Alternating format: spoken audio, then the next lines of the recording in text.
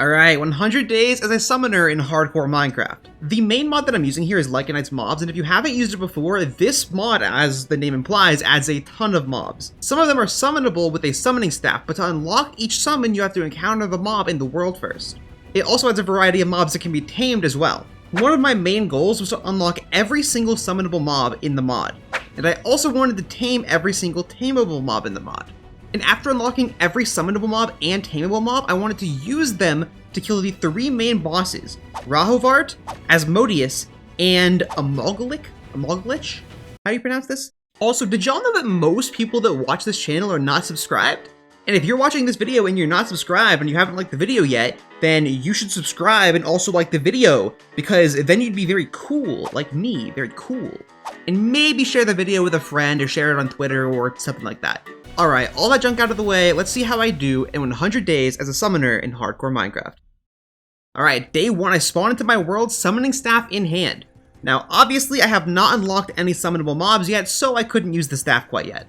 I also used a skill book that I spawned in with, and I chose the assassin class. Obviously it wasn't exactly a summoner class, but the 3 points in stealth would probably help me avoid mob detection, while my summons did the work. I don't really know, I'm gonna be honest, it didn't really do that, I'm not gonna lie. Anyways, I decided to get my basic tools going. And when I broke a tree, an ant fell down from the top of the tree and attacked me. Now, I had literally no gear at this point, and I thought the run might end right here. However, I saw in the chat that I unlocked the ability to summon the ant. I quickly selected the ant from my menu, and then I summoned a small ant army to defend me. My army of trees absolutely destroyed the other ant, and I also got its arm, which I could use for equipment later on. I was crafting my stone tools when I heard a roar from a nearby cave. I really wasn't interested in getting into a fight that I didn't know for a fact I could win, so I ran off into the forest. I crafted the rest of my tools, I killed a couple cows, and I started cooking their meat for food. While my food was cooking, I went into the forest for a bit and I saw this gigantic castle. Now, I wasn't geared enough for a dungeon right now, and I wrote down in my notes that I would come back to this dungeon later. Yeah, that didn't happen. However, I did notice a chest within one of the trees. In what I'm gonna call a previous timeline, I learned that opening these chests was, not a good idea.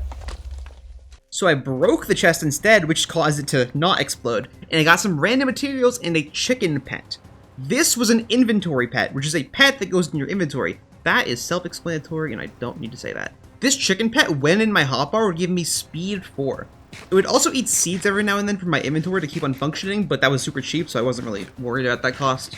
I made my way through the forest and I found a couple different passive dinosaur mobs, and I also spotted a battle tower. Once again, I had no gear for a dungeon right now, but I would actually come back to this one later on. And when I got out of the forest, it was becoming nighttime, so I killed a few sheep, crafted a bed, and slept. Alright, day 2. I saw another one of those chests in a tree and I broke it, and it gave me a magma cube pet this time. It would allow me to walk on lava and also give me fire resistance, which would be insanely important whenever I went to the nether. Then I came across a village. While exploring the village, my chicken actually ran out of food, so I needed to get more seeds to feed it. And then I was breaking the grass to get the food, and then a spriggan jumps out of the grass and starts poisoning me. Now, I couldn't hit this thing, and I was definitely not trying to die on day 2, so I got out of there. The village was kind of weird, I'm not gonna lie. It had, like, piles of garbage, plague doctors, sentry guards, all kinds of weird stuff. However, the big plus out of this village is that it had Aegis that spawned.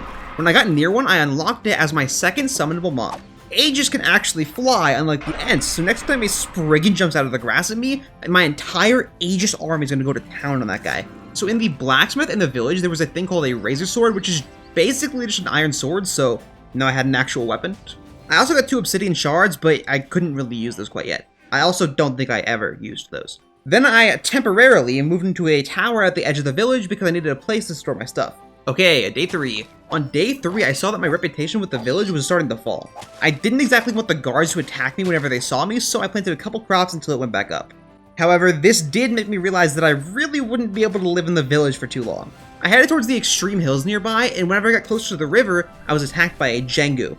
I summoned my Aegis, and after taking it really high into the sky, they took it out.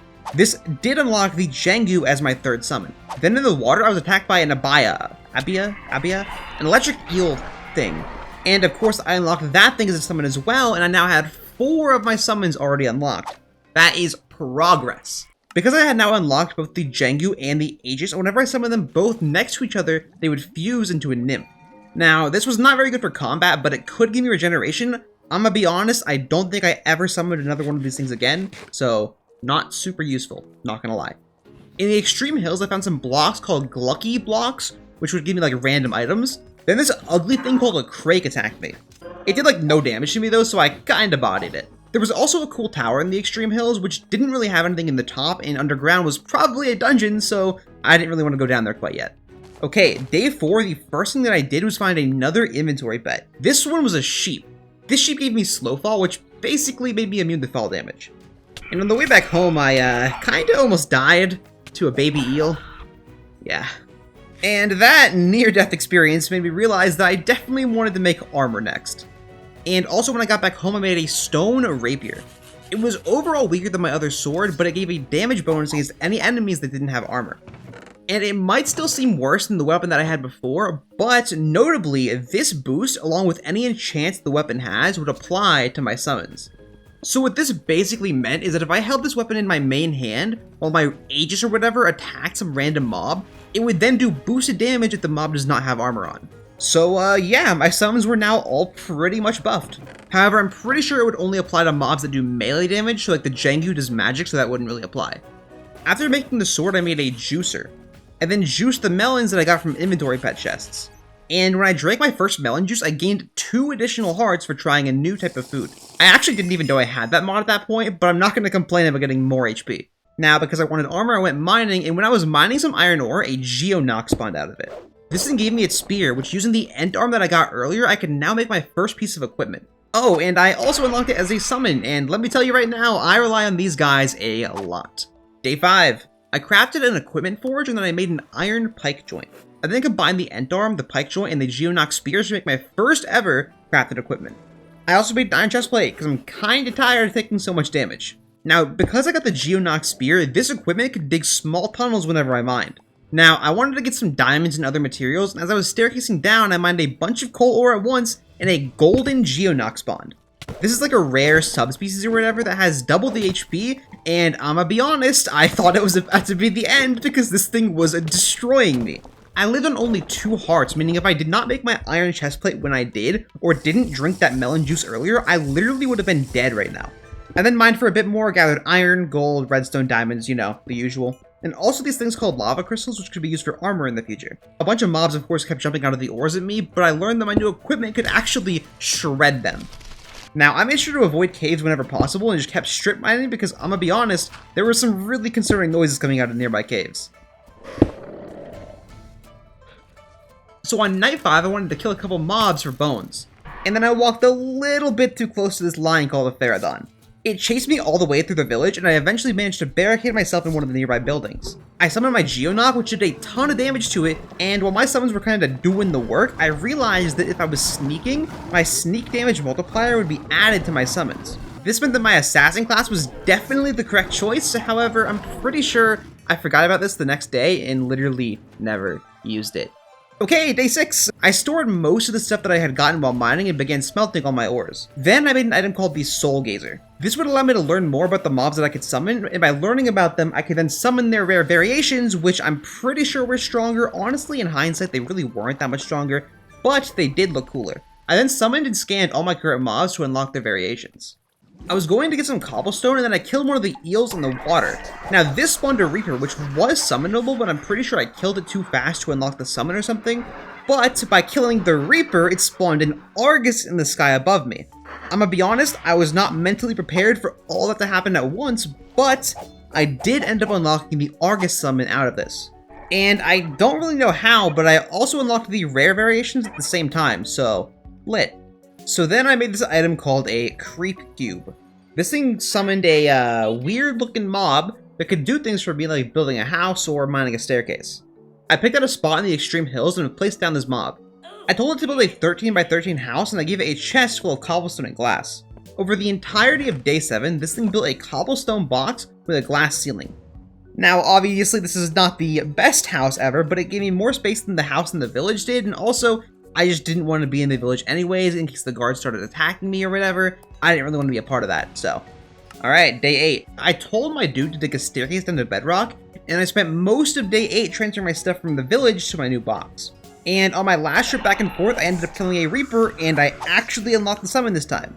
I still have no idea how I didn't get it the first time, but I have it now. On day 9, I checked on the staircase and saw that it had dug into a dungeon. There were armored skeletons and strays and all sorts of stuff that I just didn't want any part of right now, so I went back up. Right now, I just needed more food. I was on my way to the forest to get some more food, and I saw one of the castle dungeons. I had enough armor to at least survive at this point, and I kinda wanted to see what they were all about. Now, the first floor didn't seem all that bad, and when I looted the first chest, it was full of food. This was literally exactly what I needed. I also found a room full of blocks of coal, which I stole all of. And the mob sounds were kind of growing a little bit too intense for me, so I got out of there, but it was definitely a worthwhile visit. And I spent the rest of day 9 luring these gigantic rabbits called Yales into a fence near my house. My plan was to farm these for food, but I'm like 99% certain that I literally never killed a single one of these, so not really worth it, but whatever. I then learned that apparently a group of sentry guards had moved into my house for whatever reason, so now I definitely didn't want to make enemies with that nearby village. Alright, day 10, I thought that I was geared enough to take on a nearby battle tower. I ran in, broke a bunch of spawners, summoned a bunch of Geonox and Aegis, and they cleared all the mobs, and also my Geonox and Aegis fused into a Vapula. This thing looks super sick, pretty cool. However, after about 3 or 4 floors of the tower, I started getting destroyed. I got super low and I had to eat a golden apple that I got out of another chest. If I didn't have that golden apple and also my sheep pet to prevent fall damage, I literally would have died right here. I thought I was good, but I was poisoned and also an armored skeleton made my rapier pretty much useless. I literally had to jump out of the tower, and like I said, without my sheep pet, I literally would have died. I ended up on only half a heart because of the poison. However, one of the mobs that I killed before retreating dropped a golden case. These cases give random tools and armor, and this one gave me something called a sweet spoon. This thing was a super fast shovel, and you know what? I'll take it. Journey successful. Rather than sleeping at this point, I spent the 10th night gathering inventory pets. I got a jukebox pet, which was useless, and I got a cobblestone pet, which could apparently turn dirt to cobblestone, and it also said it gave me a bonus when standing on dirt. Yeah, that was a lie. This thing like tried to kill me or whatever, I don't know, I just know that I'm never using it again. So I saw a giant beholder in the sky, and I was trying to summon mobs to take it out from a distance, and I was attacked by a crimson knight. I had no idea what this thing was, or where it came from, or what mod it was from, but I took it out, and dropped a book called Crimson Rites. Then I got a snow golem pet, which gave me additional knockback, and a pig pet, which gave additional saturation. Then this golden bird picks me up and tries to fly away with me, and at that point I decided it was time to leave. On the way home, I learned something really cool with these inventory pets. My summons would gain any effect that my inventory pets were giving to my attacks. For example, the snow golem pet, which gives knockback to my attacks, also was giving the knockback boost to my summons. This meant that any pet that I could get that could enhance my attacks would also enhance my summons. I got home in the morning of day 11 and stored all my loot. I then made a backpack and upgraded it all the way to gold. Hopefully this would solve the inventory issues that I had literally every single time that I left the house. I spent the rest of day 11 building a carrot farm. I stole some carrots from the village and I placed crop sticks in the dirt around some water. I planted a couple carrots in these crop sticks, which would allow the carrots to spread without me having to plant them manually. Okay, day 12 was a little bit interesting.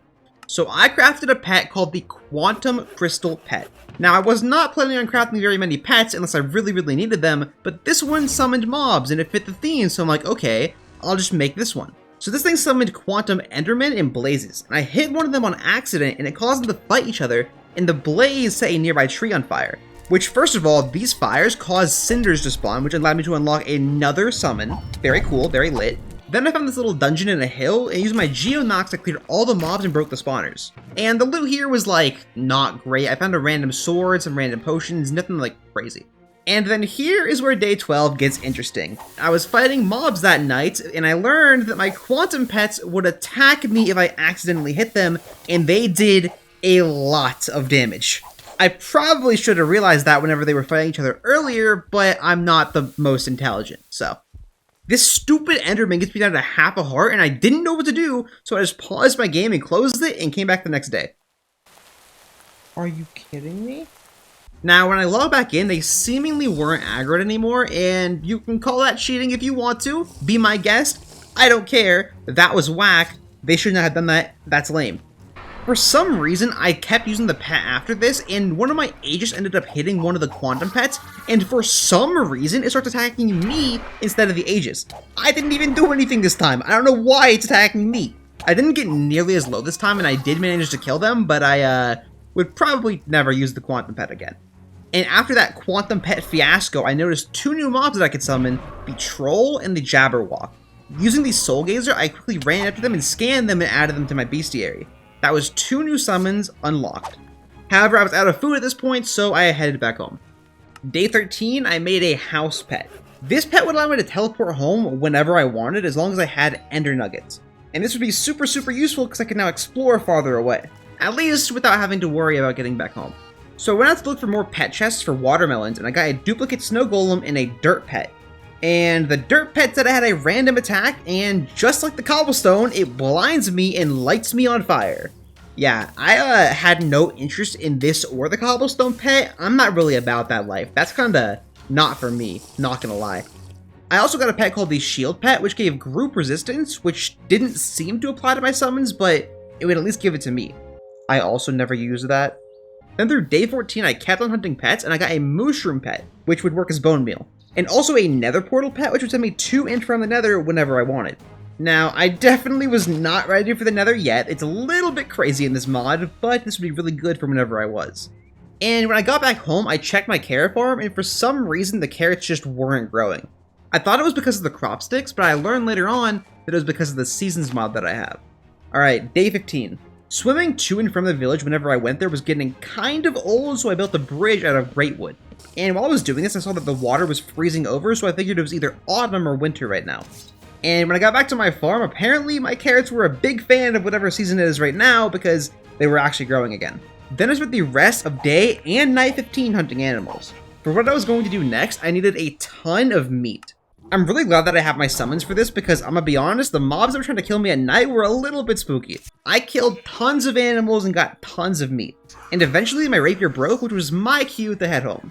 Day 16 was a big one. I cooked all the meat that I gathered the day before, and then I used all the meat that I cooked to make a bunch of treats. So these treats contain different kinds of mobs, and if I made a soul stone, I could then bind that mob and summon it whenever I wanted. I couldn't make all the treats quite yet, but I had quite a bit. I then used most of my diamonds to make a diamond rapier. That night, a bunch of tameable mobs started spawning. I saw a strider in the water, and using my aquatic treats, I tamed it. Then, after walking that strider back home, a better, rarer one, a scarlet strider, spawned in a nearby river. So I tamed that one as well, which was way cooler than my blue one, and honestly, replaced it immediately. And when I was walking it back home, a really rare dragon mob spawned, a cockatrice. And then I got my dragon treats out ready to tame it, and it despawned in front of me. Very cool, not gonna lie. Didn't want that or anything, it's fine, you know, I didn't want the rare dragon mob right there, it's fine, yeah. There was also a wildkin, which is like an owl-bear thing that I tamed using my brute treats. This was actually like the only thing in the entire mod that uses these brute treats, so like, I would probably never need to use them again. But I now had 3 new pets just like that. To knock them off my checklist, I had to get a soul stone to bind them. I also had no armor or saddles for them, so I would just leave them sitting in the base for a bit. I wanted to build a more official place to live, so I needed a ton of stone bricks. I made a bunch of stone pickaxes and spent most of days 17 and 18 stealing a ton of stone bricks from a nearby dungeon. When I was in that dungeon, I also found a neck, which is like a little imp thing, and I tamed it with some imp treats. I loved this thing. I used this thing so many times throughout this 100 days, it's crazy. Also, it could ride on my shoulder, though I kinda had an issue trying to get it off. On day 19, I harvested my carrot farm, made a pot, and then made an amazing food source, stock. Now, it wasn't really good food on its own, but it was really easy to get a lot of, and it gave a decent amount of saturation, so I would eat this for like most of this playthrough. And now I wanted a location for my new base. So I found a plains biome that I really liked, and I wanted to flatten the area. And you remember that weird guy that built my house? Yeah, he could also flatten areas, so I summoned 4 of those to flatten the area of the plains biome. And while they were doing that, I made a second gold backpack to store all my stone bricks. And I also made an eye chisel to change the texture of the stone bricks after I placed them. I also made a ton of iron builder's wands.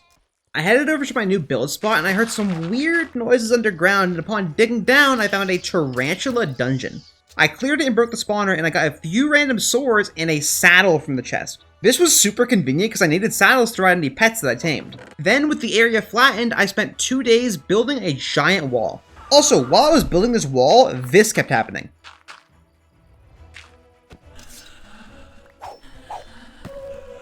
Literally random banshees that just come out of the ground for no reason and jump scare you. Literally hate these things. Oh my god. And at the end of day 21, I saw a super rare dragon mob, a Morok. Now, that cockatrice before despawned in front of me, but this thing wasn't letting that happen. I only had 4 dragon treats, but I got super lucky and tamed this thing on the first treat. And honestly, if I didn't tame it, I probably would have died because this thing was really strong and also it was faster than me, even though I had speed 4. So, got kind of lucky there. This Morlock definitely made me reconsider building. Building was important, I'm aware, but I really didn't want to lose this thing. I needed diamonds to soulbind the pet, and I decided that the best way to do that would be to take on the battle tower that nearly killed me before. I wasn't exactly better geared than before, but I figured that I could maybe approach it in a smarter way.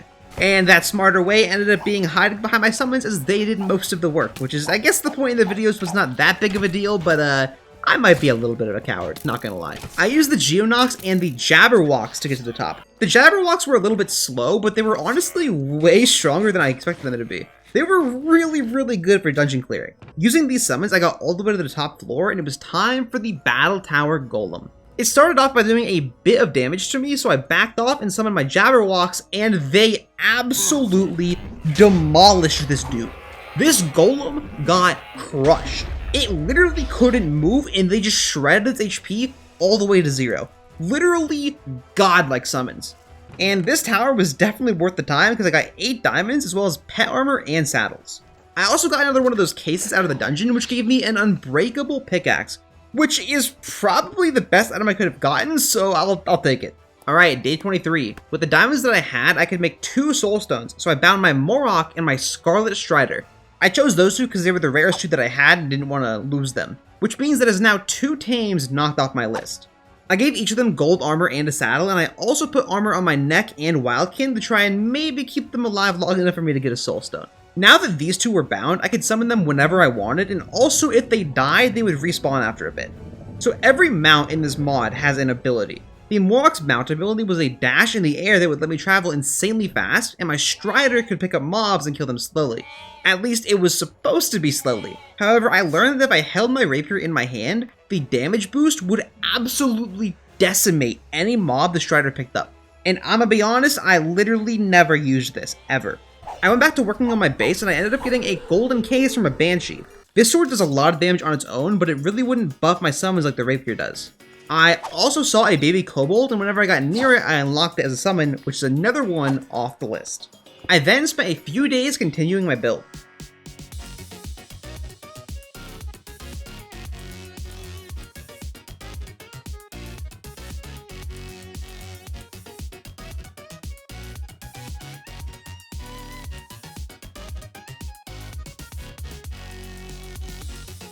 I added sentry corners to my walls that I would make use of later, and I also built a greenhouse to grow my crops. Also, over these couple days, I got another case, and it gave me a helmet. The helmet was just as good as iron, and it gave me haste, so I might as well use it.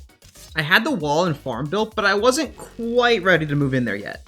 It was a little bit dangerous. Banshees kept spawning constantly, even during the day, and the mobs that spawned at night were a little bit problematic.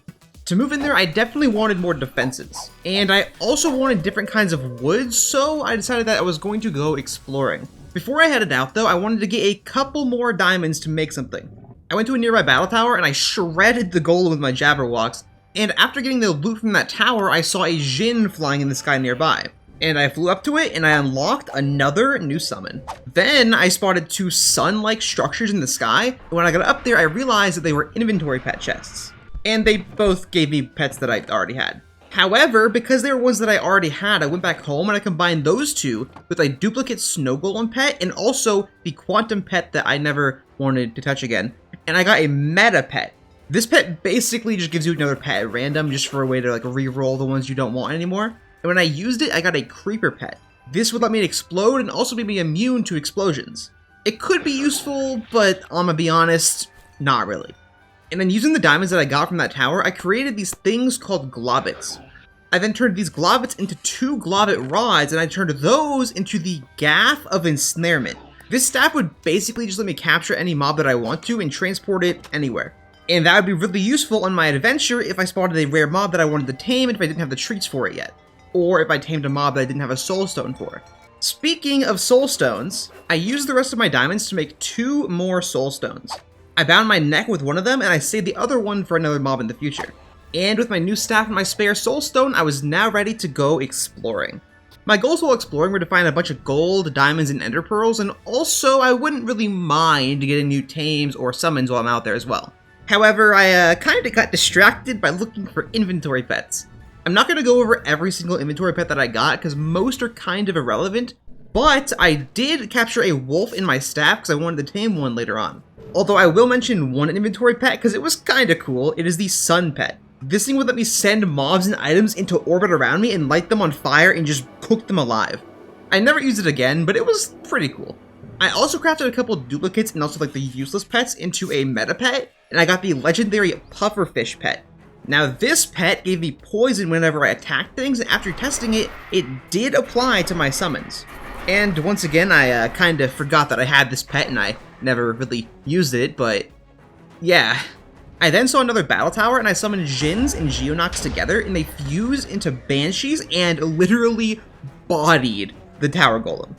And this tower had some diamond pet armor in it as well, and my Morok got quite the upgrade. I don't actually know if the better armor has better defense or not for pets, but at the very least it looks a lot cooler. Then I found a village blacksmith with a lightsaber and some iron armor. There were some really cool swords in this mod pack, not gonna lie. And then near that village I found a dungeon, and I felt pretty comfortable with my gear at this point, so I went down to explore it. And when I got down there, I actually unlocked the Darkling summon. Brand new summon just like that, and honestly, I'm a big fan of these guys, so I'll take it. And while I was down there in this dungeon, I summoned my neck so it could maybe help me out in any fights that I got into, and it literally instantly got melted by a cinder. This dungeon gave me a free anvil, which was pretty cool. I then saw a verdant chupacabra in the dungeon. It was a rare variation, and I also didn't have a chupacabra yet, so I quickly got out my beast treats and tamed it. And then I used my spare soulstone to bind it, and that is another tame off the list. I progressed all the way through the dungeon, and honestly, the loot really wasn't worth talking about. I ended up finding a pool of water filled with these rats called Ramons, or Raymons, or whatever they're called. I unlocked their summon, really cool, another one off the list, but my health got nuked. I had to immediately get out my house pet and teleport home, or honestly, that would have been it. I would have been dead right then and there. And back home, I stored all the stuff that I got, most of which ended up being random swords. And then I put down my wolf, tamed it, and used a name tag to name it Champ. I'm gonna be honest, I don't really know why I chose that name, but why not? Alright, day 32, after that scare in the dungeon, I decided it was now time that I really needed to upgrade my armor. I crafted a workbench, and then I used that workbench to make a lava infuser. And then I went to get some lava from a nearby lava pool. Oh, also my biome had completely frozen over at some point, so I guess it was probably winter. I then used the infuser to infuse lava crystals with more lava, and then I made the high-tech bench. The armor that I wanted to make was obsidian armor, and I needed a ton of obsidian. On my way to go get obsidian, I saw a thing in the water, a mottled abaya. This was a super rare mini-boss, and it had a ton of health compared to one of the normal eels. I tried summoning my own water mobs to fight it, and it kinda got stuck. So I fought it on my own with my sword, and upon killing it, I got an aquatic soul stone. And when I used the soul stone, it gave me a free soulbound strider. Could have been any other aquatic creature, but it had to be a strider. And also on my way to get obsidian, I kinda got distracted again by another battle tower, and I got more diamond pet armor. And then I got distracted by a Lux Quill Beast. This was a rare variation, and I didn't really want to pass up the opportunity, so I tamed it with beast treats and I grabbed it in my staff. Then I found a dungeon opening that was literally made of obsidian. It could not be more perfect. I mined all the obsidian and went back home. Day 33, I put the diamond pet armor that I got on my chupacabra, and then made a full set of obsidian armor. This should definitely keep me alive. It was almost as good as diamond, and it also gave resistance when you wear the full set. I then spent most of day 33 gathering books from villages and then enchanting my armor. I got protection 4 on my boots and helmet, and I got unbreaking 3 on my chest plate and my leggings. And also I got a protection 4 book from a battle tower earlier, and I put that on my chest plate. So now I should not have an issue with dying to rats. And at the end of day 33, I went out to get some dark oak wood, and I came across a Zoatar. This was another one of the rare dragon mobs, and I got super lucky again and tamed it in only one dragon treat. I then found a roofed forest, and I gathered a ton of dark oak wood, then I saw a dweller. I got close enough to unlock the summon, and then I killed it, and now I had another summon off my checklist. And then I was attacked by a Morok. I thought that I'd be good enough to fight it with my new armor. Yeah, I wasn't. So I had to teleport out of there, or I probably would have died here as well. And then I made 2 soul stones, and I bound my quill beast and my Zoatar.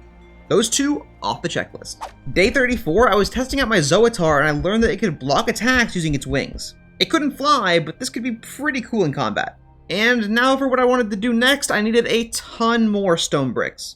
I went to that nearby castle dungeon that I got food from earlier, and using my Raymon summon to defend me, I stole tons of stone bricks from this place. Like, literally these Raymons were doing the work to defend me. It was destroying the mobs. After getting enough bricks, I headed out of there, and I was ready to get back to building, and then this happened. March of the Gorgomites! Watch them crawl!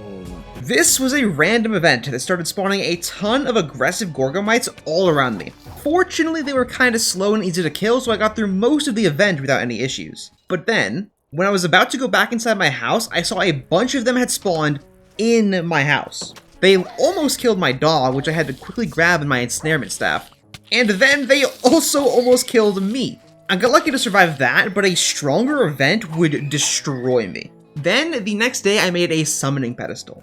I was about to get back to building, and having to summon mobs myself every single time would get kind of old. And that is where this pedestal comes in. I could set this thing to any summonable mob that I've already unlocked. If I put redstone in it as fuel, it would occasionally just summon one of the mobs that it was set to. I set this pedestal to summon Aegis. I figured that these could fly and be a little bit more mobile, so they'd be really good for defending me while I'm building. And then with my new defense set up, I finally built my new home.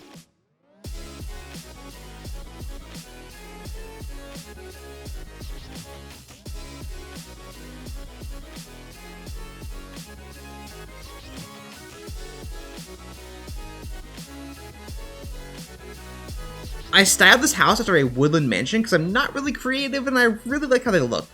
And I also finally sorted all my chests as well. I was able to craft 3 more summoning pedestals.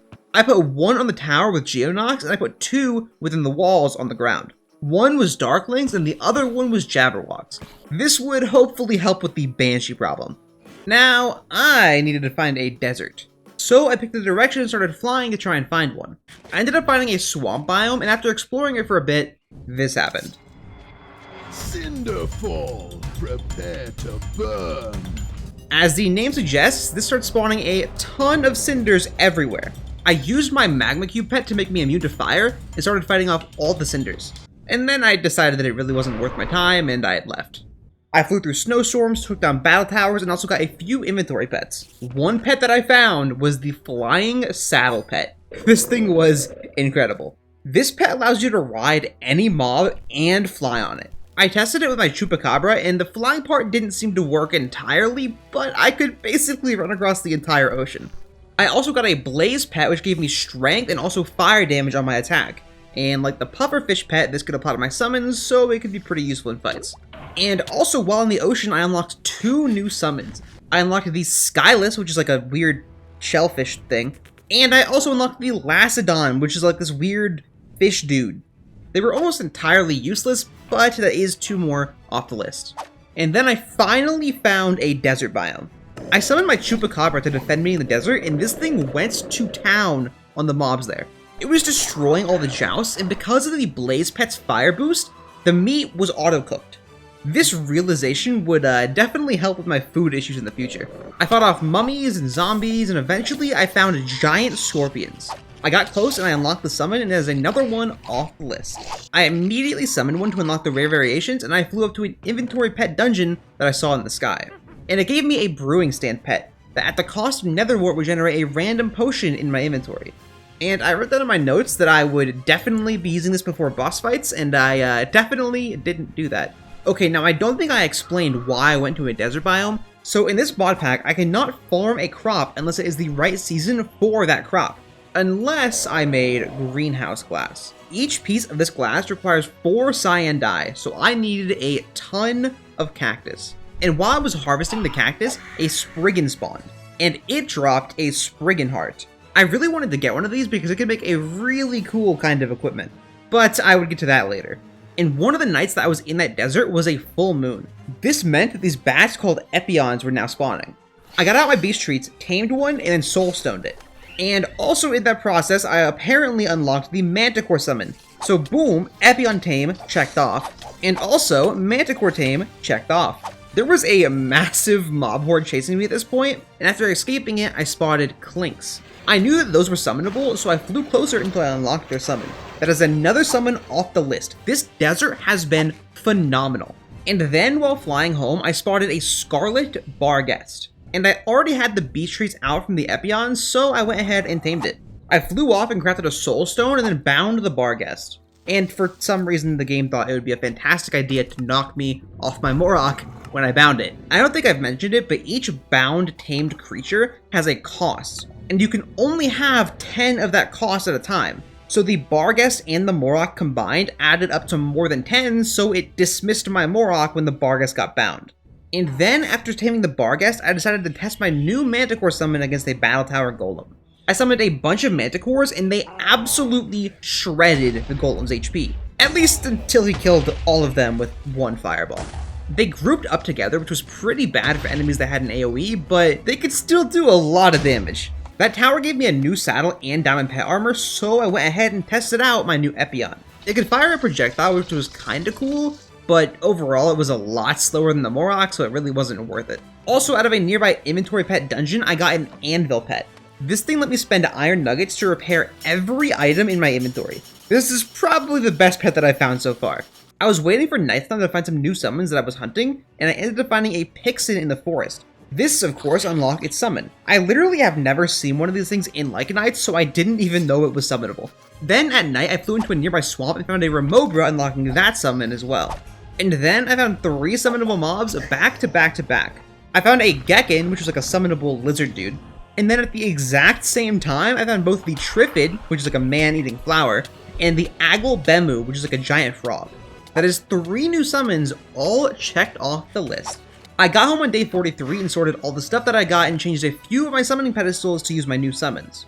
And then I wanted to use that Spriggan Heart that I got. I made the highest tier of Equipment Forge and also the Equipment Infuser. This Infuser needed the charges that Spriggans dropped to increase the level of the Spriggan Heart. I spent a while breaking grass and killing Spriggans. Also, I just want to point out that I definitely don't recommend this season's mod. It's not a bad mod and it's pretty good for like immersiveness or whatever, but in the winter it snows like every single day and it was causing me so much lag, it's not even funny.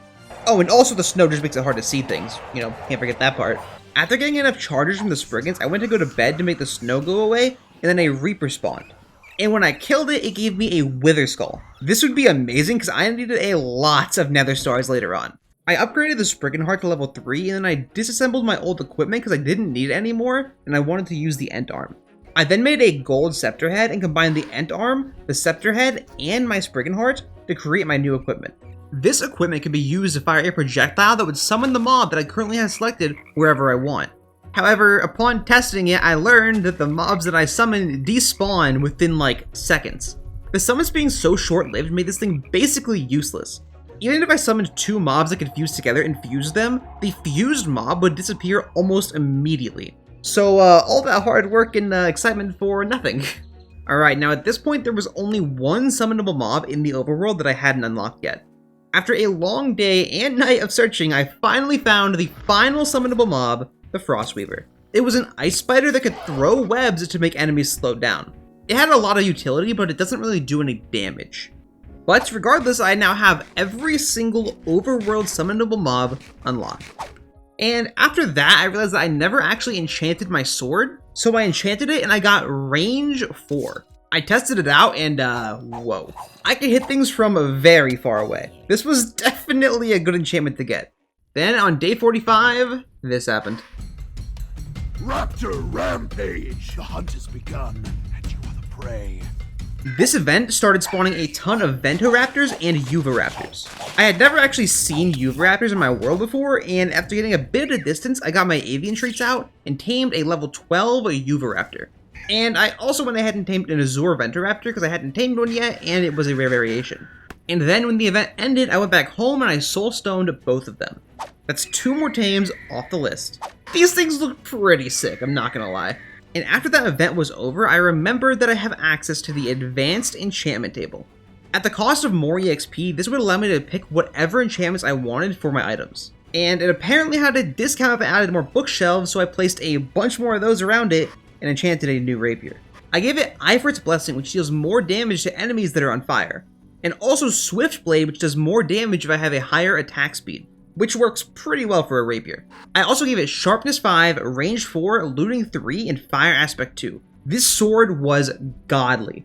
And all of these enchantments would apply to my summons. This was a massive DPS upgrade. Alright, day 46, I remember that I wanted to make that greenhouse glass that I completely forgot about. And to make that, I also needed a ton of glass. I got an auto smelt pickaxe out of a case earlier, and after testing it, I learned that it does in fact work on sand. Not only did it work, but after leveling up the tool for the first time, it unlocked the filling trait. This tool now automatically restored my hunger whenever I used it. This was an amazing pickaxe. I just wish it was unbreakable.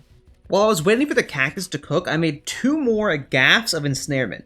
My wolf kept getting into fights that it definitely wouldn't be able to win. I didn't want it to die, so I just kept it in one of these gaffs for safety. I realized that I wouldn't have enough cactus to finish the greenhouse ceiling, so I planted some cactus under the glass that I had already made. I made the rest of the glass that I could make right now, and I was able to finish most of the roof. Alright, on day 47, I was getting really tired of eating stock, so I ran around killing a ton of yetis for cooked meat. Looting and fire aspect swords were super lit for food. I got over a stack of yeti meat, and then I decided that I wanted to get more meat for taming treats as well. And also while killing animals, I got a second wither skull. And when I got back home, I realized that my equipment chest was full. Most of it was just these random swords, and I wanted to put them on display somewhere, so I used that empty space in my yard to build a really big platform and cover it in displays, and I'm gonna be honest, it looked kinda ugly, I'm not gonna lie. It looked really, really bad. Alright, at this point I wanted to get more iron and ender pearls, so I decided to head underground. After digging for a while, I came across a pretty cool mineshaft. There were tons of mobs that would drop ender pearls, and there was also iron everywhere. This was literally exactly what I needed. I came across a weird spawner that spawned a shark that just kept suffocating, so that was unfortunate. And then I found a mimic chest which dropped a bauble that would increase my attack speed. I tested it and yeah, this was a lot faster. I don't know if it would stack with the Swiftblade enchantment, but if it did, that's literally nuts. And then after mining a bunch of iron and gathering a ton of ender pearls, I came across an Afrit in some lava. I tamed it with an imp tree and then I teleported home. I left with about 2 stacks of ender pearls and 3 stacks of iron. So overall, not bad. I used all the gathered ender pearls to make 8 soul stones. I bound the Afrit and also finally bound my wildkin so I can knock both those off the checklist. And I just kept the other 6 in my backpack for later. Okay, day 50, the halfway point. I decided to do a few battle towers to get some more diamonds because I had just used most of mine on soul stones. And yeah, my new sword was nuts. With my sword combined with my new Gekken summon, battle tower golems would disappear within seconds. And then this is where things get interesting. While flying around, a boss bar appeared, Anarchical Hound. And after searching for a bit, I eventually found a massive Lycanites dungeon. My screen was completely covered in boss bars, and I was a little bit concerned as to how I was even meant to take this thing on. There was conveniently a village right under the dungeon, so I activated the waystone so I could teleport back here if I ever needed to. I then mined into the dungeon and ended up on a staircase. I decided to go all the way to the bottom and work my way up. I came into a room with a bunch of spawners and I summoned Geonox and Djinns and fused them into Banshees. They defended me as I ran around breaking all the spawners. And also, even though I had already unlocked every overworld summon, I unlocked the Trite summon because they're supposed to only spawn in the nether, but dungeons are cheating, so I'll take it. I cleared the room and looted the chests, which were kinda lackluster, and then I summoned my Neck, Chupacabra, and Yuvaraptor to help defend me. Back up the staircase, there was a room with a giant Raymon. For this boss, I summoned 3 Djinns and 3 Geonox, and I don't really know why, but they didn't fuse into Banshees, but I started the fight anyways. If you could even call it the fight. This thing was insanely fast, and it ran right at me and did 2 hearts of damage, and then Without hesitation, my summons immediately killed this thing. This boss dropped some cases which were all pretty useless, and it also dropped a Beast Soulstone, which unfortunately just gave me a Chupacabra. The next boss was the exact same one, and which also gave me a Beast Soulstone, except for that one gave me a Barghest, which once again, useless. However, the next floor was a new boss, a Arachnotron. Now, this thing put up a lot more of a fight. It managed to kill my Neck and Yugaraptor, but my horde of Geckins along with my Chupacabra were able to rush it down and take it out. And they also destroyed all the Tritons that spawned after it. And the Soulstone that this thing dropped gave me a Pet Shade. This thing looked sick and it was completely new to me, so I decided that I would use it for the rest of this dungeon, which also is another pet off the list. After one of the rooms on the next floor, I decided to teleport home because my inventory was getting very full. And while I was there, I had gotten a bow from one of the cases from the bosses, and I had decided to enchant it with a ton of enchantments. And this bow became kinda godlike, not gonna lie. One of the enchantments that I gave my bow was one that allows it to paralyze enemies. And obviously, when I have a ton of summons doing damage, paralyzing an enemy so it can't fight back allows my summons to do insane amounts of work. So this bow was an incredible new weapon. And then I made a waystone and I used it to go back to the dungeon. Back on the floor that I left on, I cleared a few rooms of spawners and I saw a boss Chupacabra. And this was the Anarchical Hound that I saw initially. I shot it with my new bow and, like I expected, it was left flying defenselessly in the air. And once the floating wore off, my pets and summons stun-locked this thing and shredded it to nothing. Like the other bosses, it dropped a bunch of cases which weren't really useful. And it also gave me a Leech Scepter, which could fire a life-draining projectile, but the damage was kinda trash, so it really wasn't worth using ever. And then finally, it gave me 2 Beast Soulstones. One gave me a Chupacabra, and the other gave me an Epion, so once again, 2 more useless Soulstones. And on the next floor up, most of the rooms just had spawners, but then one of them had a massive Astaroth that looked kinda crazy. This was the boss Asaku. And from the looks of it, there were apparently a couple of those in this dungeon. I wanted to do something different for this boss, so I tried spawning a Vulcan by fusing a Geonock and a Cinder, but it really didn't work out. Regardless of that though, my summons pushed this thing into a corner and absolutely bodied it. Honestly, being a summoner was pretty nice. Its drops were nothing crazy, it gave some cases which weren't very useful, and another Soulstone which gave me another Shade, but then I looked through my summons and saw that apparently I had unlocked the Astaroth summon. So boom, off the checklist, and also I kinda wanted to try it out. It seemed like it might be pretty good. The next boss was another Asaku boss, and I tried to use my Astaroth against it, and I learned, like, yeah, they're not good. They're actually garbage. They suck. The Astaroths do like no damage, and after my pets died to this boss, I had to run away constantly until the boss got distracted on a random Raymon that I summoned. I did manage to take it out though, and it ended up dropping a lot of diamonds. I thought it dropped 100 diamonds because I didn't notice that the last one that I killed dropped 50, but each Asaku in this dungeon drops 50 diamonds when I kill it. That's nutty. That's literally enough diamonds to last me the rest of the 100 days. That's nuts. And the Soulstone that this one gave me a Beholder pet, which is a new one, so that's another pet checked off the list. And literally while I was tabbed out in the process of writing down in my notes that I got the Beholder pet, an event started called Primal Fury. I can't even play the opening thing because I was tabbed out, so the audio didn't play. I was in my menu. So yeah, this spawns a ton of the beast type mobs. It spawns like Barghests and it spawns like Pterodons, like those lion things. But some of the ones that it spawns were actually rare and I hadn't seen them before. I took this opportunity to get out my beast treats and I tamed a Dawan, these little green things. They look kind of weird, but they're very, very cool. And then I kind of got mobbed by them and I was panicking and just clicking everywhere and I ended up taming a Wart and a Mog on accident. So yeah, I guess that was a very, very quick 3 tamed creatures off the checklist. It was a little bit chaotic, I'm not gonna lie, but hey, I'll take it, it's progress. And I know I wanted to use the Shade from before, but I really wanted to try out the Warg and the Dawan. And I'm gonna be honest, the Dawan was kinda lit. It's really fast, and it had a lunge attack that made it just do insane DPS. It was probably the best offensive pet that I could summon right now. The next boss was another Asaku boss, which I was able to beat with my new pets, and I got another 50 diamonds, and also some cases, one of which actually gave me a better pickaxe. It was almost twice the speed of my current pickaxe, and it was still unbreakable, so there's no reason not to use it. Also, the Soulstone gave me another beholder, so I guess I had 2 now. And while the Dawan might be my best pet that I can summon, this next Asaku boss made me realize that the Gekken is definitely the best grounded offensive summon that I had. The Gekkens just sit there and shred the boss without even dying. Not a single Gekken dies, and they melt the boss's HP like it's nothing. The next floor gave me 2 more diamond pet armors, which I immediately put on my Warg and Day 1, because they have definitely earned it. Then I reached the final floor, killed the final Asaku, and finally all of the boss bars were gone. The dungeon was conquered. And then I headed home and sorted all of the stuff that I got. I ended up with over 5 stacks of diamonds and 4 stacks of ender pearls. Literally could not have asked for a better scenario.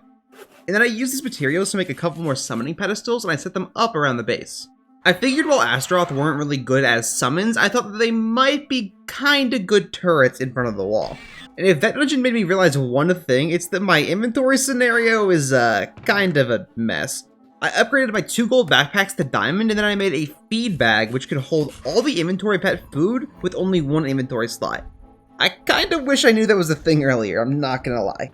Then on day 55, I crafted a squid pet. It would let me breathe underwater and also give me underwater vision, and you could probably guess where this is going. I wanted to head to the ocean because there are a ton of unique ocean tames, and I had like none of them yet. But firstly, I had to head to a nearby river and kill a ton of squid for calamari, and then I turned that calamari into aquatic treats so I could tame all the ocean stuff. And then I crafted a bed pet so I could sleep while traveling. And the next day, I headed to find an ocean. And then I kinda got distracted and spent all of day 56 looking through inventory pet chests.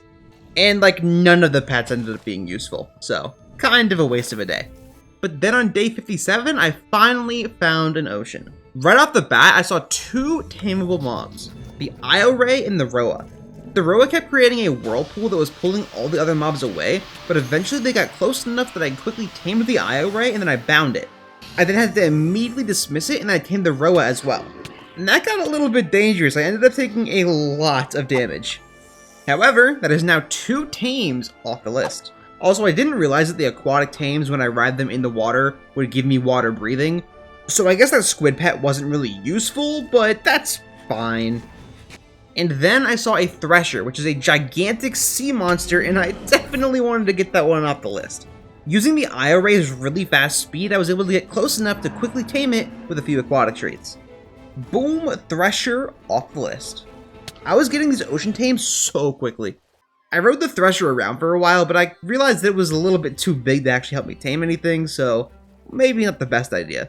I saw a golden crab at the bottom of the ocean, and I used my squid pet to get in close, and I tamed it with arthropod treats. And I now had every single aquatic tame from the mod. There were a couple of flying things that spawned in the ocean, but they would have to come later because it started snowing. Whenever it would snow in biomes where snow is not supposed to be, it would cause my computer to lag a lot. So I took a trip home and crafted the Ring of Aridity. This ring would let me turn off the rain whenever I wanted. I really should have made this thing ages ago. And go figure, the second that I made this thing, it seems like the season changes and all the snow starts melting away. So I made it right when I probably wouldn't need it anymore. Alright, day 58, I found a weird ocean dungeon that spawns like guardians and stuff, but the loot there was really not worth talking about, so I didn't stay there for very long. And at some point I ended up exploring an ice biome, and I flew by a pool of this icy ooze, and an Eryx spawned. I got out my imp treat and I tamed it, and then a cooler one spawned right after.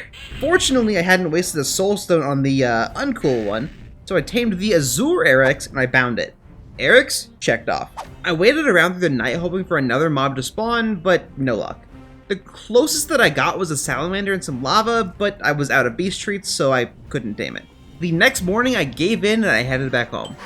59 days in, and it was now finally time to go to the Nether. As soon as I get in there, everything is just covered in poison. There's poisonous mushrooms everywhere. The nether looked incredible, and then I get assaulted from every direction. This pinky runs at me full speed, I take it out, and then a behemoth and belt double team me. My health was dropping like a rock from the fire, the wither, the poison, the everything. I did manage to take out the belt and the behemoth, and I unlocked the summons for both of those. That's 2 summons off the list. And apparently one of them dropped 2 wither skulls, so you know what? I'll take it. I went back home for a minute to sort my inventory, and I realized that mobs would just constantly spawn out of my portal. I put some glass and a door there so I could at least contain the mobs in the portal room. I then repaired my armor with the anvil pet and I went back to the nether. And believe it or not, I really wasn't a fan of the nether. This place sucked. The mobs had tons of HP, they hit like trucks, and the pinkies were stupid fast. I was flying around on my Morok, and even that was insanely dangerous. These Kako demons and wraiths were doing insane amounts of damage to me. I got down to half a heart at one point, and in a panic I had to just teleport back home. Now, I would without a doubt have to go back to the nether, but for now I had exactly what I wanted. Wither skulls. I went a bit into the plains biome and I summoned my first wither. I summoned a horde of Geonox as the wither spawned, which might have saved me honestly. Throughout the fight there were constantly tremors and spring spawning that kept attacking me, which definitely didn't make the fight easier. I managed to take out the wither and it dropped a nether star, a fragment of noon, some wither bones, and a wither trophy. I placed down the trophy in my house and I stored most of the rest. And using this nether star I made the wither pet. This pet gave me lifesteal and also immunity to wither. So all that wither in the nether, not an issue anymore. And also, this lifesteal, whenever my summons hit something, the lifesteal would apply to my player. So that meant I would just constantly get healing whenever my summons were fighting. Which kind of made me a little bit unkillable, I'm not gonna lie. But now what I needed the most was a lot more nether stars. So I go back to the nether, and then immediately everything's attacking me and on fire and blowing up and everything's going badly. The nether sucks, dude. However, despite so many mobs attacking me, I never saw my health go down once. The lifesteal pet was crazy. And the absolute best thing to come out of being assaulted is this. I unlocked the summon for the Archvile. This meant that I now had every single summonable mob unlocked. That is one of my goals 100% completed.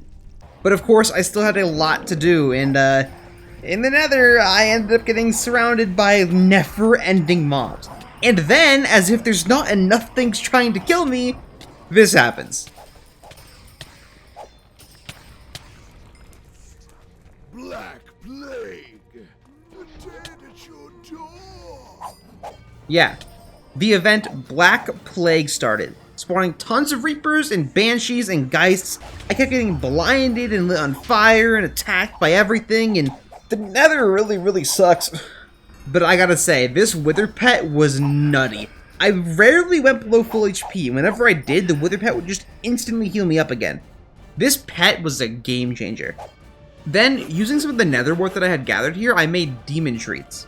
My hope was to tame everything as soon as possible so I never had to come back to the nether. I flew around for a bit and I saw a scarlet pinky. I tamed it with one tree and immediately bound it. First nether tame off the list. I found a dungeon in the nether and decided to check it out. The spawners were all pretty much skeletons and the chests had tons of enchanted diamond armor, emeralds, and a couple god apples. And I will say the wither and the magma cube pet were absolute MVPs here. There's no way I would have survived without these things, not a chance. I ended up farming skulls from this dungeon, and I got up to 5 skulls and 9 skull fragments, which could then be used to make another skull, and that's all I needed to make my life a lot easier. I ran around for a little bit longer until I finally found the final demon that I needed to tame, the Kako demon. I flew up, tamed it, bound it, and my time in the nether was done, at least for now. I headed home and I used my anvil pet to repair all my gear. My sword had taken a beating. And then, using some gas tiers that I got while in the nether, I upgraded my summoning staff to the Savage Summoning Staff. This staff summons twice as many mobs per summon, but each of them only had half HP. Most of the time, the summons don't take damage anyways though, so that really wasn't a big debuff. This pretty much just gave me double the summons. Then on day 63, it was time to fight 2 more withers. And let me tell you, this savage summoning staff was definitely a play. Using this new staff, I could summon a ton of manticores which destroy the wither. So yeah, both those withers were pretty easy. I got 2 more nether stars and I used them to craft the blazing immolation blade. This blade made every single wither skeleton that I kill drop a wither skull. And I enchanted it with smite 5, looting 3, and range 4 because why not?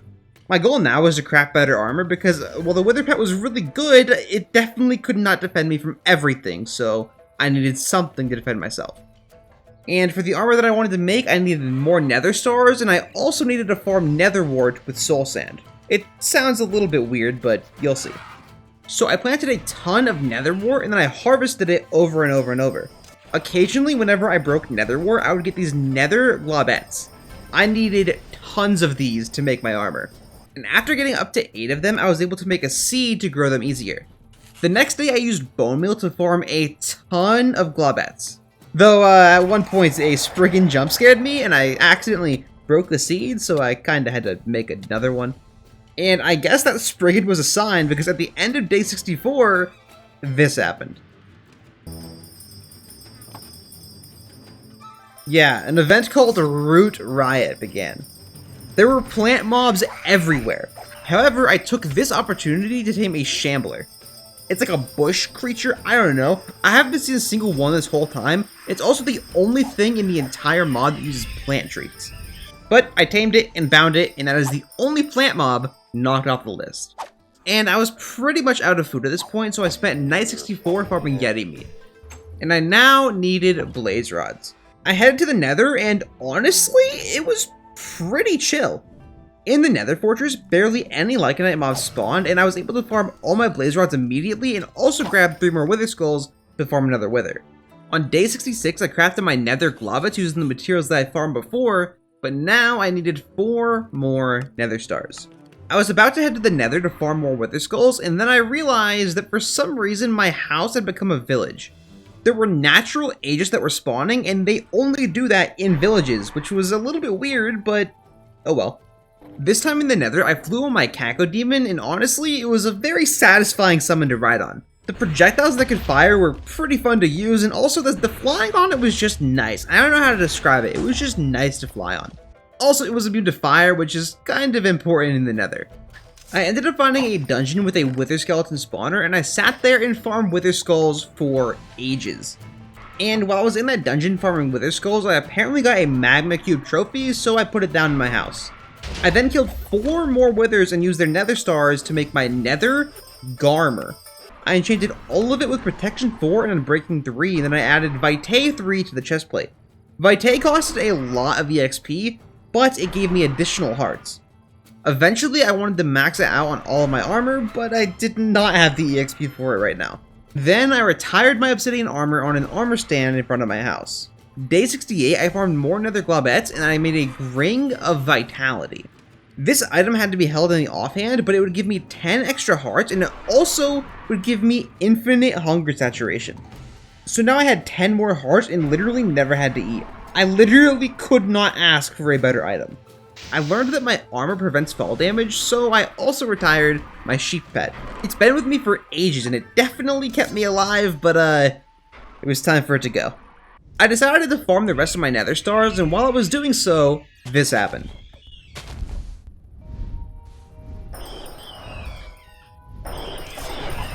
Winter's grasp. The weather outside is frightful. This event started spawning a ton of wendigos and these worms called serpents. These worms were actually insanely rare, and I had yet to be able to find one of these. So I immediately got out my worm treats and I tamed one. However, the one that I tamed was a baby, so I tamed another one. So I went home and bound both of them, which is another tame off the list. And then I farmed the rest of my withers. I used the nether stars that I got to make 6 soul keys. I could use these to summon mini bosses. I went out into an open area and made my first boss altar. Using my soul key, I summoned the celestial Geonock. I backed off and I summoned my Aegis, but they were a little bit too slow to catch up to it. So I shot it with an arrow to paralyze it, and for some reason, it just flew up into the sky really high. And as it started to come down, I summoned a bunch of manticores, which swarmed it and shredded its HP. They defeated it quickly, and then it dropped a worm soulstone. And, yeah, it gave me another Serpix. Cool.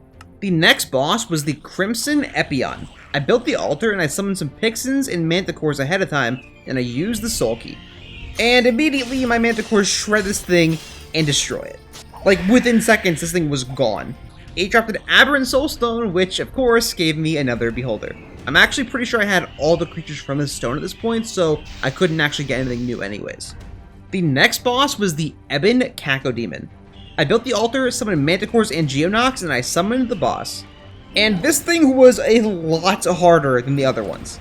It got some distance, and then it pinned me down with a barrage of explosions. I was actually getting really worried because my health was going down and I had nothing to hit for lifesteal. I start stressing out and I start spamming arrows over and over and over, hoping to get a little bit of lifesteal to keep me alive. Also, it had killed all of my summons at this point as well. However, I did manage to hit it with an arrow, and for whatever reason, it glitched it and sent it way high into the sky, but it saved my life, so I'll take it. But I was definitely not letting this thing get away. I summoned my Cacodemon along with some Manticores and flew up after it. Once up there, I could dodge the explosions pretty easily, and I managed to take it out. It dropped a Demon Soulstone, which gave me another Pinky. Honestly, I probably shouldn't have even used it, knowing that I had all the demons, but whatever. The next boss was the Lunar Gru. I built the altar, summoned Manticores, and I summoned Argus and Geonox, which for some reason didn't fuse, and then I summoned the boss. And it got shredded. It got one hit off on me, which blinded me, but then my summons absolutely bodied it. It dropped an Undead Soulstone, but in this version there's no Undead Tames, so it couldn't actually do anything. Next up was the Umber Lobber. This boss was on the ground, so I used this opportunity to try out the Trifid Summon. And also Geckins because they're really OP on the ground. Then I used my Soul Key to summon the boss. It was spawning fire and lava everywhere and killed most of my summons, however, the Trifid gods managed to take it out. Honestly, Trifids aren't that good, they're kind of slow, but it was funny seeing them do work for once. And luckily this thing's drops couldn't be burned or I would have been furious. It gave me an Imp Soulstone, which gave me another neck, but my other neck was so much cooler anyways that it really wasn't even worth talking about, so. The final mini-boss was the Phosphorescent Chupacabra. I built the altar, summoned tons of Trites this time because I hadn't tried them out yet and wanted to, and then I summoned the boss, and the Trites proved to be insane. They obliterated this Chupacabra. The Chupacabra fired a projectile at me that gave me like instability and made me fly all over, but my Trites bodied it, so didn't even matter. It dropped a Beast Soulstone, which actually gave me a baby Therodon. It was a baby, but I hadn't actually tamed a Therodon yet, so that is another one off the list. That was the final mini-boss, so I was about to head home, but then I heard noises underneath me. I broke some stone and I found a Violet Salamander. This was actually the last beast-type mob that I needed to tame, so I got out my Gaff of Ensnarement and I grabbed it. I headed home, made some new beast treats, and I tamed my new friend. This thing honestly looks really cool, and I definitely wanted to use it in fights. Also, another tame off the list. Using the EXP that I got from those bosses, I added more Vitae levels to my armor. I then made a few more treats and set out to find my remaining tames. In a swamp at night, I managed to find a lurker trapped in tarantula webs, so I tamed the lurker, and a bit later I found an Eyewig in the same swamp and tamed that as well. And these two made me realize that I didn't have soul stones. So I went back home, crafted a bunch of soul stones, and I went back to exploring. Also, cannot forget 2 more tames checked off. Then in a desert, I found a massive worm called a Krusk. I tamed it with a worm tree, found it, and checked it off my list. I then found an Aerapede and tamed it with arthropod treats. Another tame checked off. This thing was like a turret. It kept firing giant rocks at everything that attacked me. Then, just as night was about to end, I found a Raikou. Basically a giant seagull. I tamed it with avian treats and bound it. Any mob that attacked me, it would automatically pick up, which was kinda cool, but dismissed. By day 73, I only had 5 more mobs I had to tame before I had collected everything in the mod. 3 of them were going to be extremely rare though, so I decided to look for them while also looking for another dungeon. And then, like, literally a second after I put that in my notes, I found a Desert Crypt dungeon. For this dungeon, I chose to use my Pinky, my Neck, and my Salamander pets. The first boss was a giant yellow worm, which I thoroughly railed with my pets and my Gekkin summon. and it didn't really drop anything worth talking about. The second boss was a gigantic Clink. This thing did a lot of damage, but luckily, the MVP godlike neck soloed this thing completely. My little imp bro went to town on this guy. Like, out of all the things that I summoned, I wouldn't really assume the neck is going to be the one doing the work, but hey, it proved its worth. And then right after killing that boss, an event started. Windstorm! Death from afar! This event spawned tons of Djinns and rocks, and I actually used the opportunity to tame and bind a rock because I hadn't apparently done that yet. So that's another one off the list. The next room was pure chaos. There were tons of mobs just covering the doorway, but luckily my rapier's pretty good or I would have been in trouble. And at this point I could hear the Tyrant Dragon boss roaring from the room over. And then I look through the doorway and see a gigantic purple dragon. Even though it was a flying boss, I figured it was a little too big to fly too high up, so I summoned Geckons to fight it. And I just want to say that this dragon makes the most god-awful noises whenever it gets attacked. This fight was so loud for literally no reason. The fight might have made my ears bleed, but eventually the Tyrant Dragon fell. However, it seemed like the drops that it dropped were burned in its own flames. Like the fire that it shot on the ground burned its own drops, so I literally got nothing for killing that. So yeah, I basically got scammed out of what I came here for. When I exited the dungeon, I saw a weird tower in the desert. It had a bunch of like random skeletons in it, and at the top it had a bunch of ore blocks. Wasn't anything crazy, but it was kinda cool. And now at this point I was a little bit salty about the dragon drops burning, so I spent days 75 to 77 trying to look for another Desert Crypt dungeon. And then on day 78, I finally found one. I got lucky that I found a Desert Crypt dungeon because that's the one that can give the drop that I need. Specifically from the dragon boss whenever the drops don't burn themselves. I once again fought my way through the giant Krusk and giant Clink and got back to the Tyrant Dragon. I stayed back in the hallway so I could easily break any fire that it creates so it doesn't burn the drops a second time. Because I spent 3 days looking for this dungeon, I was not about to lose drops again. I wanted to use different summons this time, and I chose to use Raymons, and they died, like, immediately. So then I tried Manticores, and then they flew into lava and died. Big brain plays right there. Finally, I tried summoning Trites. And because they were immune to fire, they did the work. The Tyrant Dragon couldn't kill them because they were immune to fire, and then the Trites, being actually smart, made the Tyrant Dragon die above water so the drops didn't burn. It dropped a Magma Scepter, which wasn't really anything special, and also gave me a Dragon Soul Stone. This is literally what I wanted this dragon boss for. 3 out of the 4 remaining mobs that I needed were dragons, and this Soul Stone could give me one of them for free. So I used it, and it gave me a Zoetar. Yeah, so that was a big waste of time. Love that. Very fun.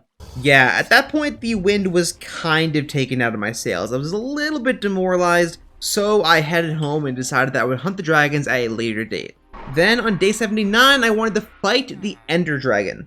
Now, usually people like to end it off with that, but I needed stuff from the end so I could prep for the Lycanites bosses. I made some Eyes of Ender, followed them, and then reached the stronghold. And then literally as I'm in the portal room, this happened.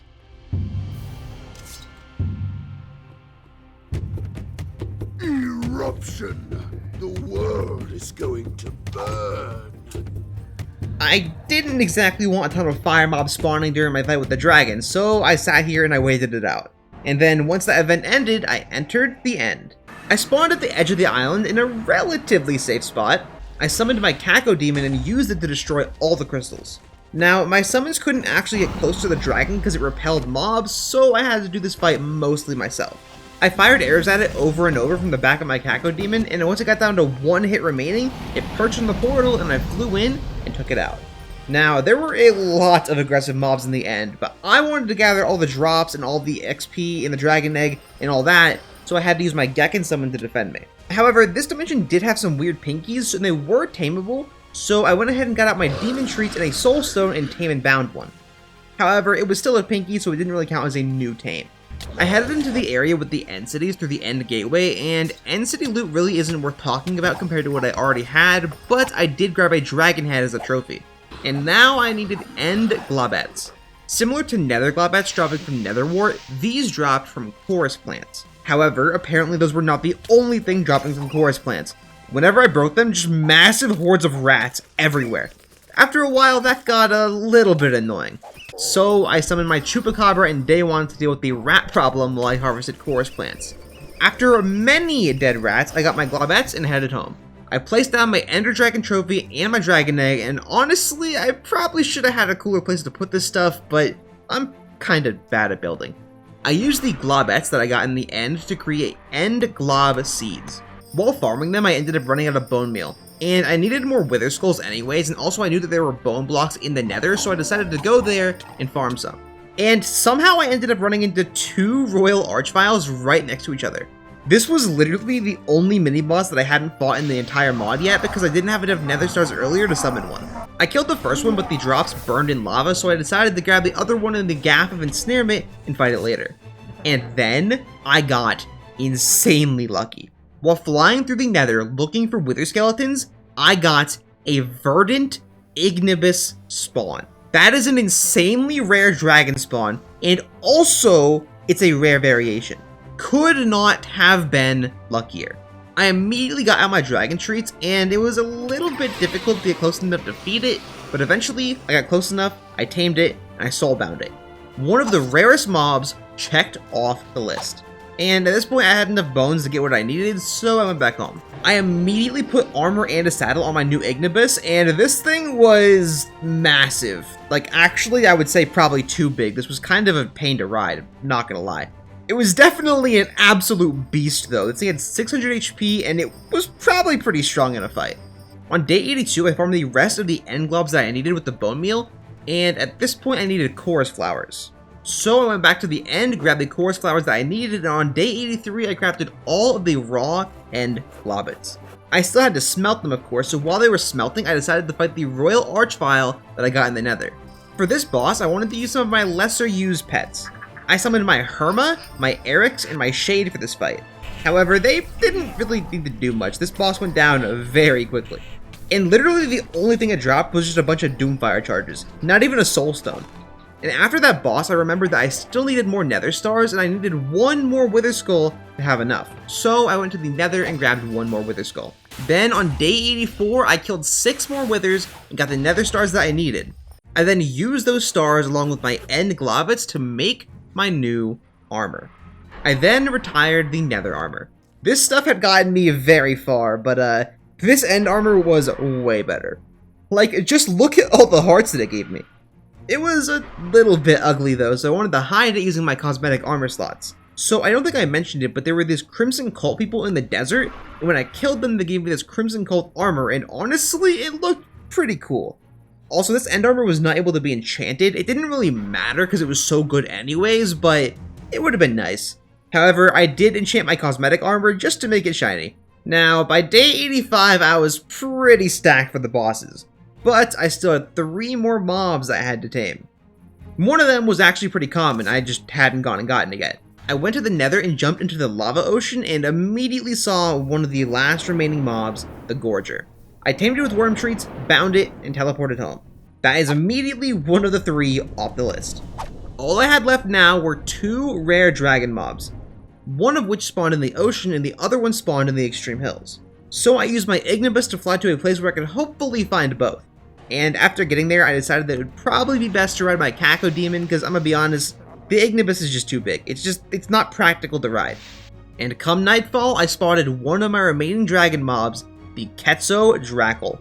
I approached it and tamed it with 2 dragon treats and then bound it, which despawns my Cacodemon and drops me into the ocean because that's how this mod should work, right? Because apparently this dragon takes up all 10 summon costs that I have available, which I assumed meant that it was pretty good, so I decided to fly on this to hunt the other dragon. This Quetzal Drackle could pick up mobs and carry them around, which was the same thing that like a Rock and a Raikou could do, so it wasn't actually that cool. I don't know why it took up 10 cost, but you know what? It's rare, so I'll take it. And then, that same night, I saw at the edge of my render distance, the final tameable mob, the cockatrice. Yeah, you remember that chicken that despawned on me like forever ago? This was it, and this was my final tame. I got closer, I fed it a few dragon treats, and then at long last, I had tamed every mob in Lycanite's mobs. Kind of fitting that the final tame was the one that got away from me earlier. Having everything done felt very good. I had a few days to kill before I had to fight the bosses, so I decided to finish my cosmetic armor set. The leggings were, not good. This meant that I had to fight more Crimson cultists. I flew to the desert biome because that's where I had seen them the most, and then when in the desert, I used my Raptor to try and find more cultists. They spawned from these portals, but whenever the portals would run out of HP, they would stop spawning them. I fought off tons of cultists, and I kept getting every piece of armor that I didn't need. I got the pants from the knights, but I wanted the pants from the mages. And I got every other piece of armor from the mages, so I just kept getting every piece of armor that I didn't want. And after a couple of days of farming these, I finally got the leggings that I needed. I could have teleported home at this point, but while doing this, I discovered that the Raptor was insanely fun to ride on. I decided to ride it home, and look at this. It can basically ride on water. Why wouldn't I want to do it? And bonus to riding home, I saw a violet wildkin that I wanted to tame. So I tamed it and bound it. And then I finally ended up making it home. I spent day 90 feeding the tames that I wanted to use in the boss fights at their respective charges. These charges would give the tamed mobs experience and level them up. And whenever they level up, they gain more HP, and I'm assuming they gain more damage and stuff as well. And then on day 91, and this is a big one, I finished my greenhouse roof. Yeah, I kind of forgot about this before. I left a gap in it this whole time. I also never harvested the farm once. I'm not even gonna lie to you. But yeah, the greenhouse roof is finished. It's cool. Yeah. To summon the final bosses, I needed some more obsidian for the altars, and when I went to get it, I ended up seeing some end mobs in the overworld for some reason. I actually don't understand how they got there, and I still don't understand how they got there. They don't spawn there. If anyone knows how they got there, let me know, because they're just sitting in a plains biome. It makes no sense. They don't spawn in the overworld, so how, you know? I don't know, it's weird. Then at the very end of day 91, I found a lava pool and turned into obsidian. And this spawned some acid elementals called Zaphins. This was literally my first time seeing these in this entire 100 days. However, they were obviously not threats to me at this point. Now, to summon the final bosses, I needed to create a soul cube for each of them. Each soul cube required the respective soul stone of that element. I already had the undead soul stone from earlier, but I still needed a demon soul stone and an aberration soul stone. And I also needed a soul key for each boss, as well as a soul key for the mini bosses that gave the soul stones, which meant I needed 5 more nether stars. Let's go. So back in the nether, I spent the entirety of day 92 killing wither skeletons with the immolation blade. Then I spent the entirety of day 93 killing 5 withers and crafting 5 soul keys. And then on day 94, I used the 2 soul keys to fight the Ebon Kako demon and the Crimson Epion, both of which got destroyed. And now I had the demon, aberration, and undead soul stones. Then I crafted aberrant stone, shadow stone, and demon stone. And then I combined these with the soul stones to create the demonic, undead, and aberrant soul cubes. And then I grabbed an Enderman inventory pet. This pet's purpose was to automatically teleport me to safety if my health ever got low. And that could be a lifesaver, literally. I now had all that I needed for the 3 bosses. The first boss was Rahovart. This had to be summoned in the nether, so I headed there and I started to build the altar. And when I say the absolute hardest part of this boss fight was building the altar, I'm not even exaggerating. This stupid altar took so long to make because in the nether there are just non-stop constant mob spawns, and they were attacking me from every single direction at once. I could never get the time to place the blocks. But eventually, I got it built and hit it with my soul key.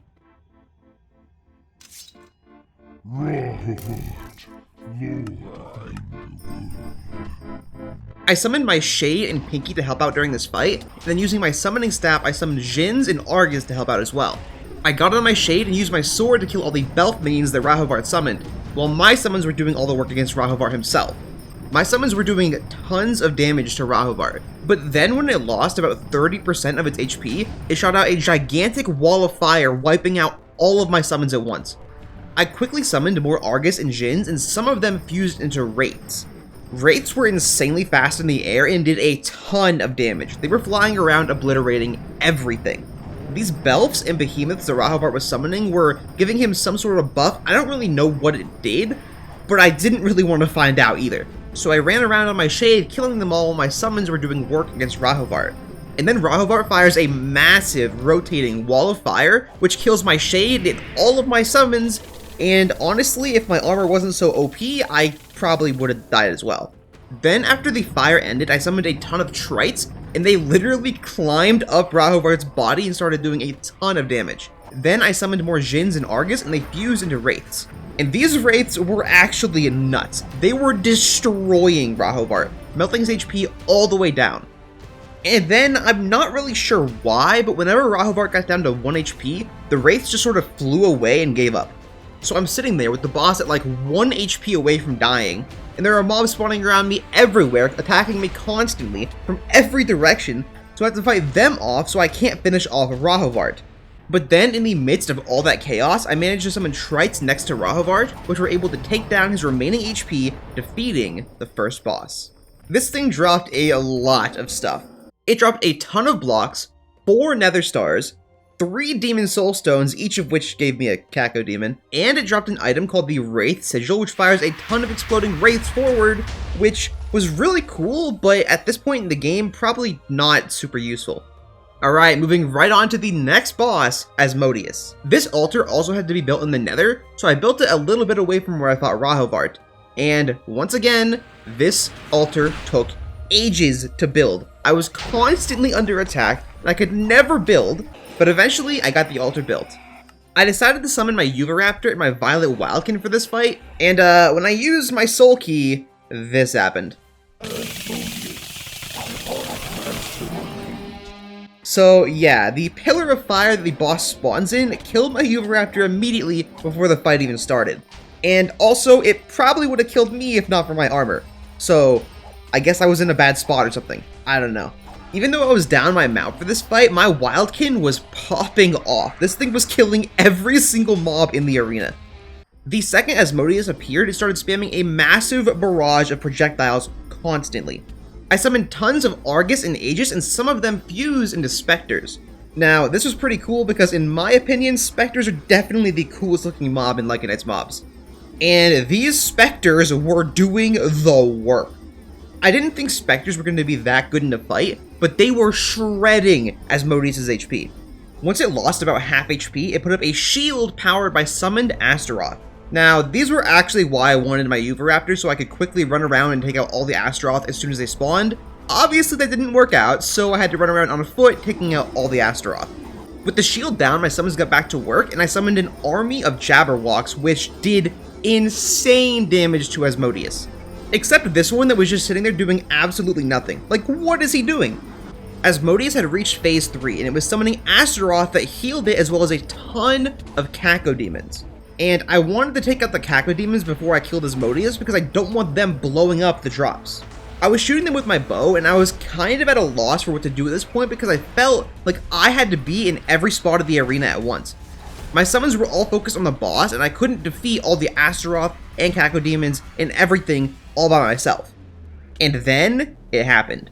My Yuvaraptor respawned at the perfect time. I got on it, and I ran around shredding all the Astaroth with my sword and summoning a ton of mobs to fight off the boss. This was exactly what I needed to happen, and after a few more seconds, my summons took down Asmodeus, defeating the second boss.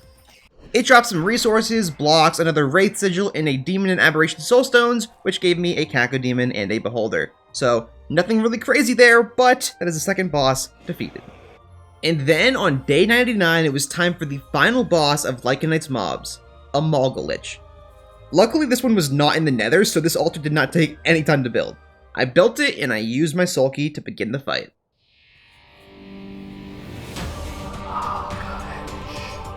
It turned nighttime, and then for some reason, I got teleported up to the top of the wall of the arena. Like, imagine if I was able to take fall damage. I would have died right there. Why is that even possible? For this boss, I summoned my Zoetar, my Afrit, and my Eryx. I got on my Zoetar and began firing a ton of arrows at a Malgalich as it spammed projectiles and summoned a ton of Reapers. And then I started lagging hardcore. The boss got down and began sucking in everything around it. Like, actually, look at this. It ate my entire Zoetar in full diamond armor right in front of me. And it also ate like 4 cows and a llama. I was almost certain that if I got hit by that attack, I definitely would have died. I don't think my armor or my Enderman pet were going to save me at that point. I summoned Cinders and Argus, some of which fused into Gru. However, immediately after doing that, it started sucking things in again, and it ate all of my summons. Very cool. My Afrit respawned right as the attack was happening, and I had to grab it on my shoulder or my boy would have been dead again. And then I very stupidly jumped, and look how close I was to death. I was literally an inch away from being eaten by this thing. That would have been it. I would have died on night 99. That would have been so embarrassing. This fight was becoming a struggle, and I hadn't even done much damage yet. I summoned a horde of manticores, and they started doing a bit of damage, at least before they got eaten immediately. I was summoning more Argus and Cinders, and then this happened. Root riot! Forest parasites! Like, are you kidding me? An event in the middle of a boss fight. That shouldn't even be possible, but obviously it is. Luckily, it didn't get in the way too much. In fact, I'm pretty sure a Moggolich ate most of the mobs that spawned from it. I then summoned a ton of Geckins, and they sort of just got eaten as well. This thing was just eating everything I summoned. I was kind of worried that I wasn't going to be able to beat it. My Zoetar respawned, and I quickly got on its back. I felt a lot safer on this mount. I then summoned a massive horde of Geckins, which brought a Moggolich to phase 2 and stopped it from eating mobs. Like, seriously, once it hit phase 2, this fight didn't... it wasn't a fight anymore. Like, the fight to this point was a super hard struggle, and once it hit phase 2, I felt like the fight was already over. It literally just sat there and took it, and my Geckins just shredded its HP all the way to 0. I had this whole thing where I wanted to defeat the final boss with the Ent summon, because the Ents was the first summon that I unlocked, and it was going to be really cool and, like, fancy, and then it just sat there and let my Geckins kill it from, like, half HP. But anyways, that is the final boss of Lycanite's mobs defeated. A Moggolich was dead. I guess again, because it was an undead mob. Anyways, it dropped a few blocks and soulstones, most of which were undead soulstones, which literally couldn't do anything. And then I headed home on day 100, and using the blocks that I got from those bosses, I built a display area to honor the bosses that we defeated. And then, in the final spot, I put my summoning staff, officially putting an end to the summoner journey. And that was 100 days as a summoner in hardcore Minecraft. I hope you all enjoyed. Thank you everybody for watching. And if you want to see more videos like this, be sure to sub to the channel and like the video and all that fun stuff. And leave a comment letting me know what kind of 100 days or other Minecraft related challenges you want to see on this channel. But for now, I'm going to call it there, and I will see you all in the next video. Later.